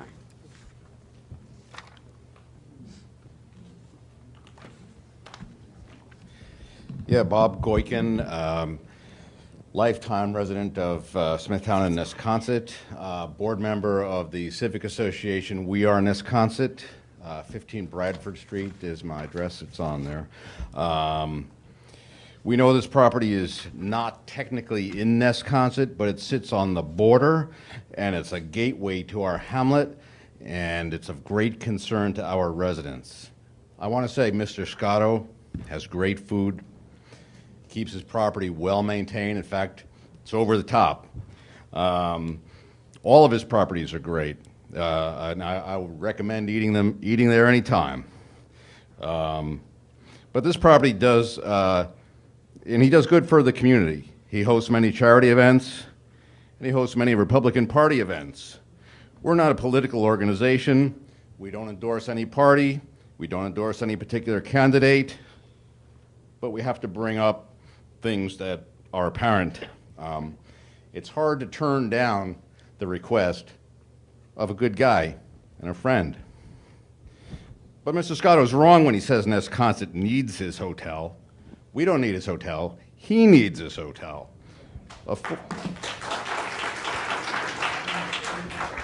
A four-story building is an abomination in this location and completely goes against the character, look, and feel of the community and the purpose of the Smithtown bypass. The last thing we need is more traffic in an area that already has a failure in traffic volume and safety, particularly for pedestrians, cyclists, and people with disabilities.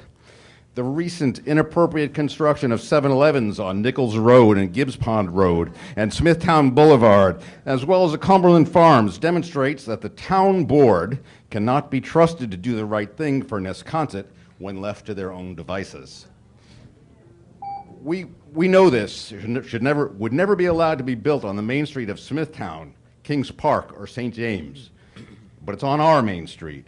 There are plenty of hotels existing or being built within miles of this location.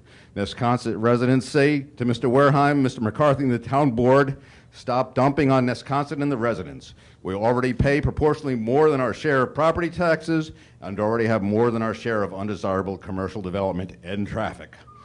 We appreciate the recent actions by Councilman Inzerillo and Lohman to vote against the rezoning for the Dunkin' Donuts on 347. This time, do the right thing for the community, not just the individual property owner. Zoning, planning, and government is supposed to work for everyone, not just the privileged few who can afford to host fundraising dinners and produce misleading traffic studies. Yes, really, when was the last time a developer produced a traffic study that said traffic was going to get worse? Thank you, sir.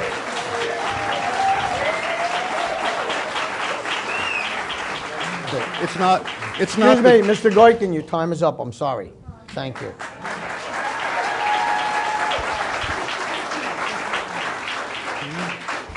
Joseph Trapazzi.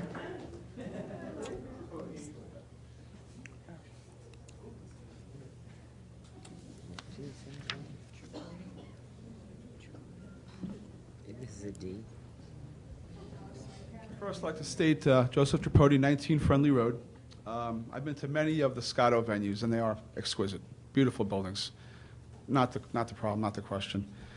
I also had a problem that I stumbled across this. I live 5 houses away from where this development is going to happen. I had to stumble across it. I was never notified or anything, which I found rather odd that the proponent from St. James seemed to know all about it. I don't know how he found out, but either way, the other thing that I have a problem with is that the plans for this facility, obviously there's going to be some changes in the property coming into the woods and whatnot, and it's really not made clear. It's kind of, we don't really have a real good diagram of what's coming to where as far as parking, how far it's going to push back to Rhoda, what's being built, a retaining wall, is there going to be, supposed to be houses being purchased, which wouldn't make sense because there's a lot of woods there, so all that woods would have to be taken out. There's going to be a lot of environmental detriment, obviously, because there's a lot of woods that act as a barrier for sound, nature, wildlife.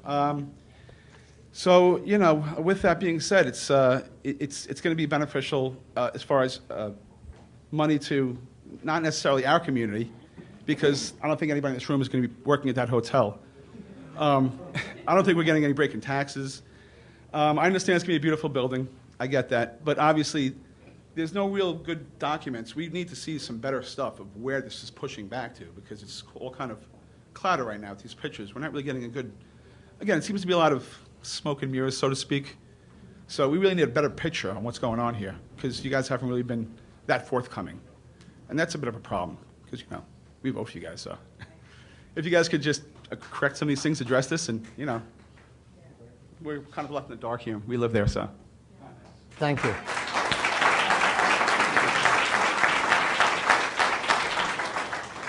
Ferdinand Harina.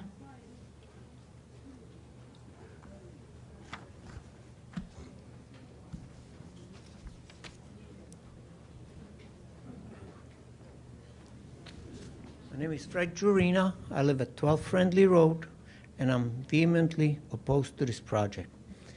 I'm a civil engineer, licensed in New York, and I would like to review the traffic study. I would hope that it's going to be made available for us, because the figures in that study were suspicious to me, from what I heard. Thank you. Thank you.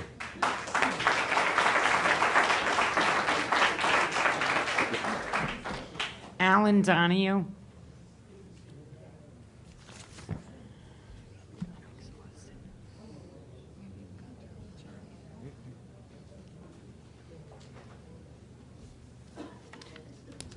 Hi, Alan Donahoe from 14 Friendly Road, and yes, we are all friendly.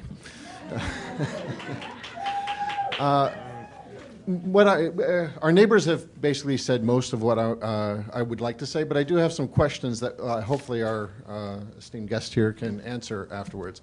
The $680,000 in taxes, how much of that is going to, is that over a year? I made an assumption it's over a year. And how much of that is going to Smithtown? Is that part going to state, part going to county? How much is going to Smithtown? Mr. Scotto is very proud of how many employees he has, but in the parking, I don't think that they brought up at all how many employees park there. So if that was not accounted for, how will it be, and will it be? And lastly, what Mr. King brought up that if they don't get 130 rooms, then they can't do this. I think that they've made some changes. They took away the entrance on Rhoda. They're adding more woods. They're making changes. I think if Mr. Scotto really wants this, he needs to change this so that we're all involved. In Newsday, there was an article this week that Mr. King put that they might have a community meeting at the watermill, which never happened. This would have been nice to have 3 months ago, 6 months ago. Have us involved. Thank you.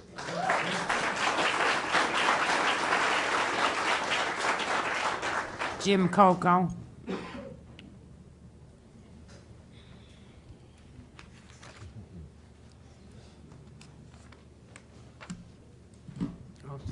Thank you for coming out tonight and taking the time to hear us about our community. My name's Jim Coco, and I live on 2 Braemar Street. I'm a new-time resident here. I'm here just about 2 years. The first year I spent renovating my home. We spent a fortune on it. We redid the whole thing. Our friends lovingly say to us that it's a museum.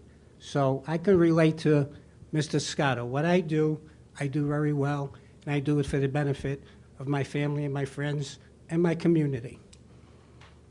My house on Braemar, the side street is Rhoda, which is an impossible street to even cross. I have 4 kids and 12 grandchildren that I'm afraid to let play in that yard because of Rhoda. They can't go on that side street. Rhoda is a horror. And I think you guys all know that. And I would hope that you would be for our community and not for Mr. Scotto's bank book. I can relate to him 100%. I'm a business owner as well. All right, I was born here, But my family came from Italy, and we worked our tails off too to have what I have. Didn't come easy, and I'm still working at it. I'm 74 years old, and I'm still working at it because I want to. And I didn't move out here, like everybody said, to have my neighborhood ruined and my home devalued. I'm fortunate in other areas where I could probably afford to weather the storm. These people that are sitting here, their investment is their home. That's their business. They bought their home in this community, and like some of the friendly people said here, so that their value goes up. That's their investment in life. That's what they're going to have to sell. Mr. Scotto has more than enough. He does a beautiful job. We're not saying he doesn't. That's not the issue here. The issue here is that this is our community, and nobody here wants it. You heard them all. They don't want it. Anybody that wants it, say yes. The only people I hear and say that they want it is people that don't live here. I haven't heard anybody that lives here say they want it. Makes no sense at all. This is a serious matter to us, and half the people around here are saying they'll put their homes up for sale already. Maybe Mr. Scotto can buy Rhoda Avenue, all the homes. Maybe he wants to do that. I mean, we're willing to do that. I'd just like to get my money back, maybe double it. How's that? We could do that. I'm a businessman too. I should make money. This is not funny, you know? We could try and make light of it. We could dance around it. These people, once again, don't live here. They don't live here.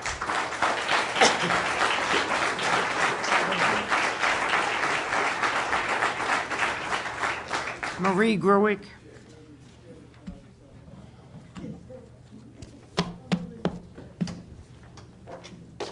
Good evening. Marie Gruick. I live in Wisconsin. And I just want to say that when I first heard about the water mill, yes, I was totally against it. I said, what do we need a hotel for? But then I looked back and I revisioned and saw, talking to civic groups, chamber groups in the area that said they wanted smart development. So smart development, I believe this is smart development. I would like to see him do 3 stories rather than 4, come underneath the line of the trees. Everybody says that Mr. Scotto is going to make money. Yes, he is. But that also hotel will make money for the area. You will do Maureen's. People will stay at the hotel and they will go across the street to Maureen's for breakfast or the Carrabba's.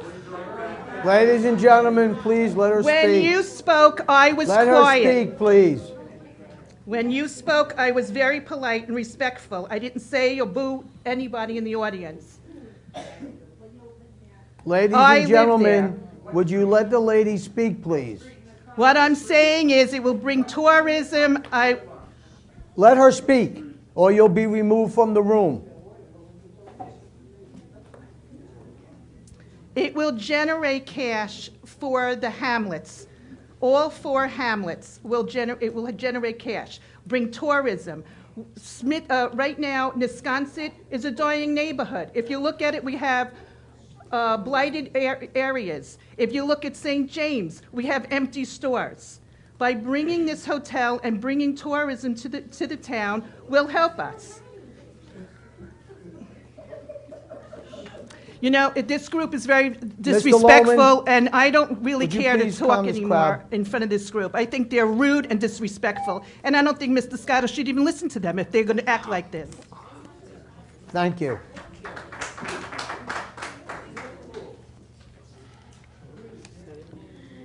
Tony Grimaldi.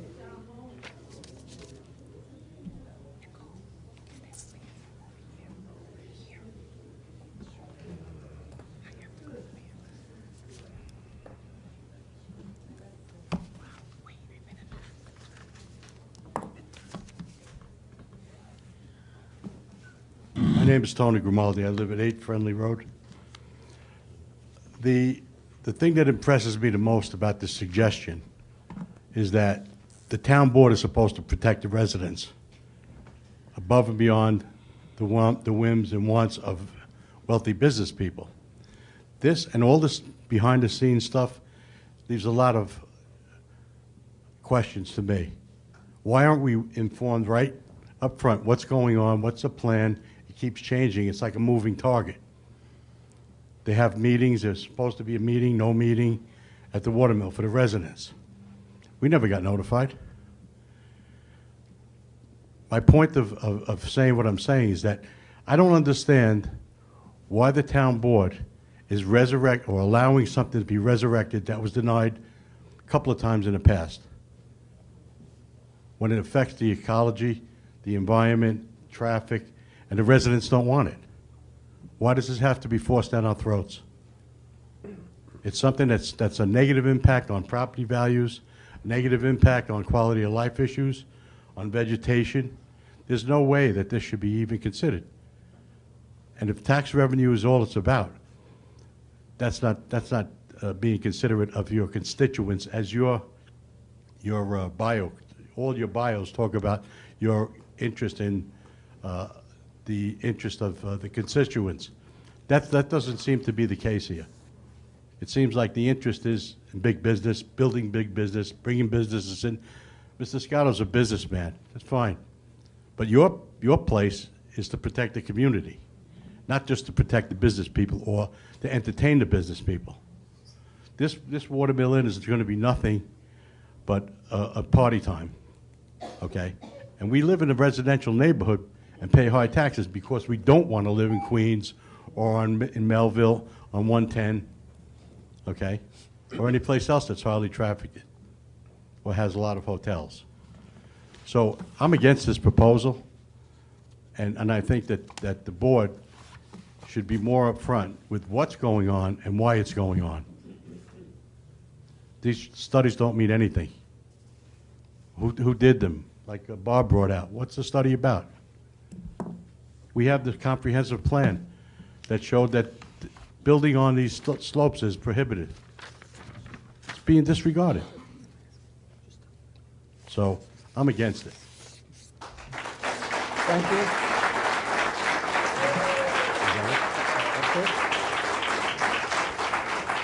Do you have other speakers on other matters? Yes, we're after the meeting. That's it for the public hearing? Yes.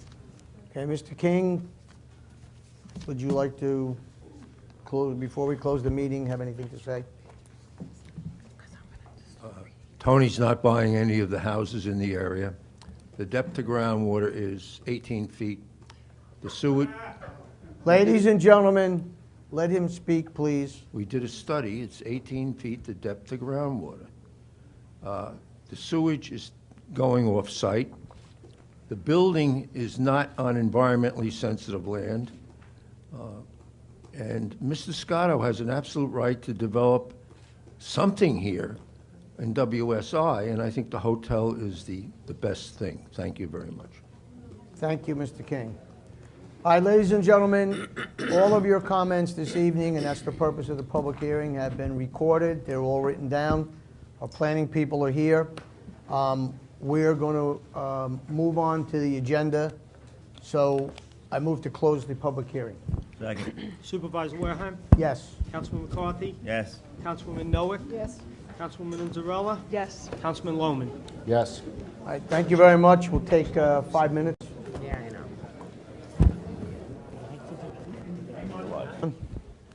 All right, we're going to reconvene. And public hearing's closed. We'll begin with the advertisement for public hearing on the agenda.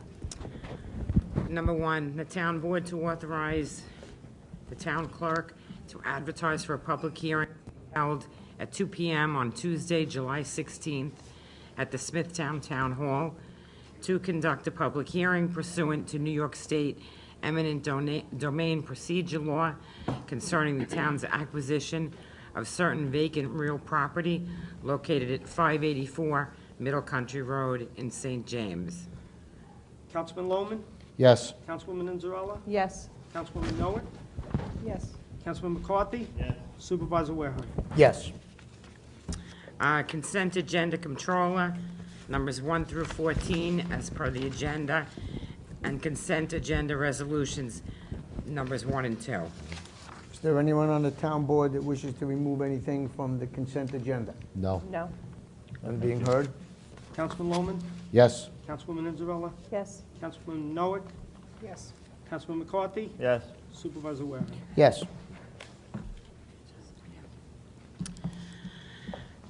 A, the town board, after due study and deliberation of the subject record, to issue a secret negative declaration, determination of non-significance in the following matters for reasons stated in a memorandum on dates indicated.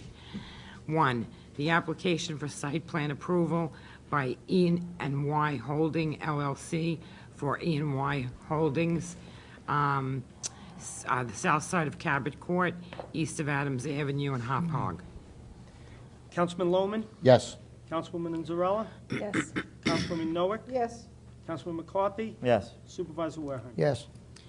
The town board to authorize the town clerk to advertise for the following bids to be returned to town hall on the dates indicated. Number 1, bid 19-58, reconstruction of Adams Avenue and New Highway. 2, bid 19-47, six-wheel trucks with various options. Councilman Lohman? Yes. Councilwoman Inzarella? Yes. Councilwoman Noack? Yes. Councilman McCarthy? Yes. Supervisor Warehouse? Yes. The town board to authorize the town clerk to advertise for the following requests for proposals to be returned to the town of Smithtown Purchasing Department on the dates indicated. 1, RFP number 19-59, reporting services for BZA and planning board meetings. Councilman Lohman? Yes. Councilwoman Inzarella? Yes. Councilwoman Noack? Yes.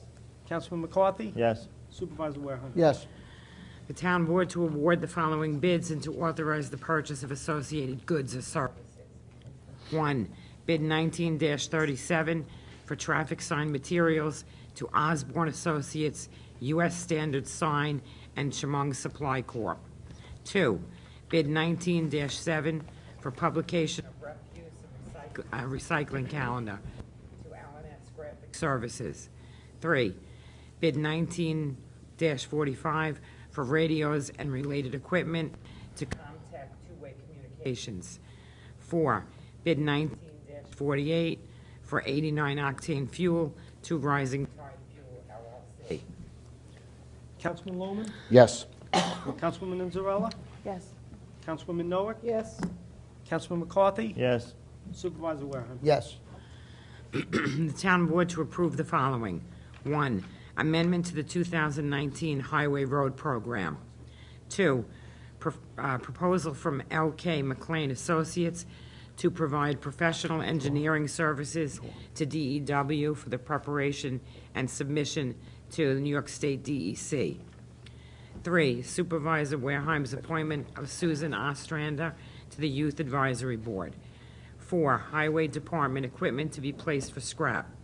5, authorize the comptroller to loan cash funds from A fund to H04. Number 6, ratify submission of application for grant funding by the Security Grant Program. 7, sale of surplus MSF town equipment. 8, submit grant applications regarding the New York State DRI Round 4 in connection with improvement for downtown revitalization in Kings Park. Councilman Lohman? Yes. Councilwoman Inzarella? Yes. Councilwoman Noack? Yes. Councilman McCarthy? Yes. Supervisor Warehouse? Yes. The town board to authorize the acceptance of the following. Authorize the Department of Environment and Waterways to obtain a New York State DEC permit for the construction of a pedestrian ramp at this Smithtown Landing Country Club. Councilman Lohman? Yes. Councilwoman Inzarella? Yes. Councilwoman Noack? Yes. Councilman McCarthy? Yes. Supervisor Warehouse? Yes. The town board to authorize the supervisor to execute the following on a form approved by the town attorney. 1, agreement with Henrik Equipment for their base camp managed compliance services program in connection with the Long Beach Marina gas stock operation. 2, uniform rental agreement for the Parks and Highway Departments the town employees with Cintas for a period of 36 months. 3, agreement with Animal Hospital of Nesconset to provide veterinary services for the town's animals located at the Smithtown Animal Shelter.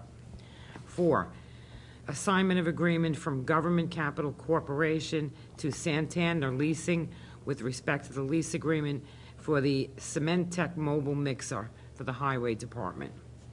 5, specialized services agreement with Laura Cafaro to provide certified exercise instruction classes for the Senior Citizen Department.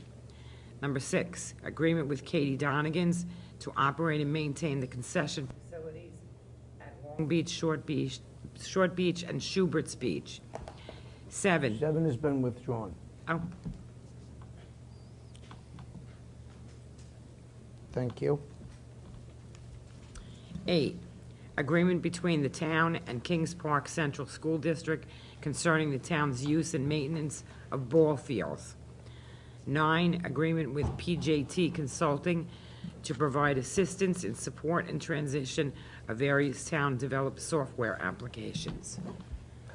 Councilman Lohman? Yes. Councilwoman Inzarella? Yes. Councilwoman Noack? Yes. Councilman McCarthy? Yes. Supervisor Warehouse? Yes. The town board to approve settlement in the following matters per recommendation of the town attorney.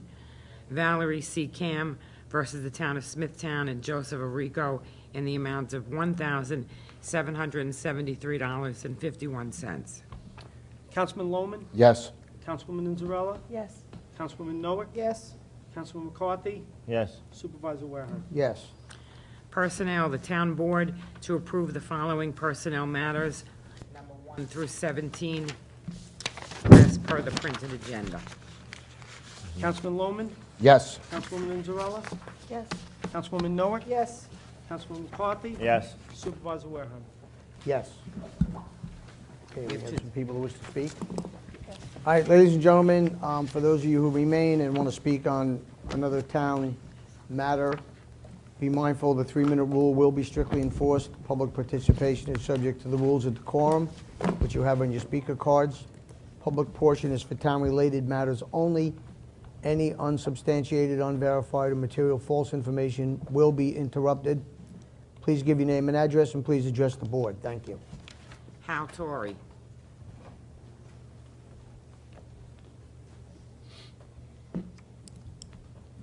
Good evening. I'm here just to follow up on a past issue. I guess about a year or so ago, I had asked the board about preparing a bicycle master plan for the town. And I think the response I got was that a good idea would be to do it as part of the town's master plan update. But when I went to some of the workshops and talked to the consultant doing the plan, I was told that a bicycle master plan was not part of the agreement, and they would have a section that talked about some bicycling, but they weren't going to be doing a bicycle master plan. So since then, I talked to the planning department, and I learned that that was correct, that the funding was not included in there to do it. So I'm back here asking that I don't think it would cost that much more, and I know I spent my career managing consultants, and these things happen, that sometimes things are left out, and that you sit down and you again and say, hey, what would it cost to do it? And they come back and say $10 billion, and then you say, no, it's not going to cost that much, and you work it down to something, and you can move on and get it done. And now really would be a great time to do it because it does mesh well with the town updating its master plan, but also because Suffolk County is doing their bike hike master plan. And today was the second technical advisory committee meeting I attended with Suffolk County. It looks like a lot of good stuff they're doing. We've all been commenting on it. They have a website that you can go to and submit your comments on what's needed throughout the county. And I've been putting comments in there about the Smithtown area too, so you should be getting some feedback on that. But I really would hope that you could ask the consultant what would it cost and see if it could be included in the current plan. Thank you very much. Could you do I would recommend to you send us an email regarding that? Sure. And Nicole, my special assistant, deals with the county on a weekly basis, so we can get in touch with them as well. But if they have the email, then we'll look into that. Who should I send it to? Send it after the meeting. Nicole will give you the address. Thank you. Thank you. That's the only. That's all? The Okay. other person is gone. Okay. Move to close the meeting. Second. Supervisor Wareheim? Yes. Councilman McCarthy? Yes. Councilwoman Noack? Yes. Councilwoman Inzarella? Yes. Councilman Lohman? Yes. Thank you very much, ladies and gentlemen.